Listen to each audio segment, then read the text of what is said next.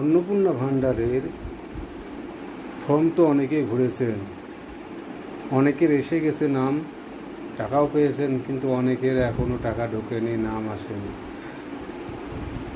কি কারণে হয়েছে এই কটা, তাই এই ভিডিওটা দেখুন, সব বুঝতে পারবেন। বলেন কি? দেখুন ভিডিও। একটা হচ্ছে এখানে অন্নপূর্ণা ভান্ডার নিয়ে কালকে আমাদের সরকার 1,20,00,000 কোটি রাত 12টার মধ্যে, মানে রাত 12টা পর্যন্ত সমস্ত টাকা ছেড়েছে। যারা অনলাইন করেছে তাদের ঢুকেছে, যারা অফলাইন করেছে তারা ঢোকেনি। কিন্তু আমাদের এখানে কিছু কিছু জনসাধারণ ভাবছে যে সরকারের দোষ। আমি বলতে চাইছি এখানে আমাদের প্রধানমন্ত্রী, মুখ্যমন্ত্রী, সরকারের কোনো দোষ নেই। দোষ আছে পৌরসভার পোর্টালে নাম তোলেনি, তারা বান্ডিল বান্ডিল জমা করে রেখে দিয়েছে আমাদের সরকারকে বদনাম করার জন্য।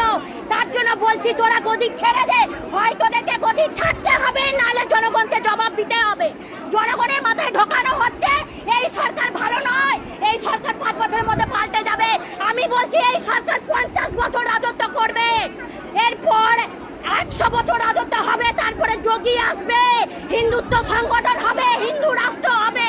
আমাদের শ্রীরাম আছে, ছিল, সারা জীবন থাকবে। পৌরসভার চেয়ারম্যান এই পোর্টালে নাম তোলেনি, এমনকি অনলাইনে যারা করেছে তাদেরও নাম ওঠেনি। তাই আমাদের বক্তব্য, আপনারা ইচ্ছাকৃত করেছেন, আপনারা পদত্যাগ করুন, নাহলে এর উত্তর আপনাদেরকে দিতে হবে। আমরা চাইছি জবাব।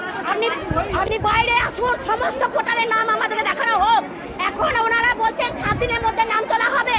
এতদিন 1 মাস ধরে কেন তোলা হলো না?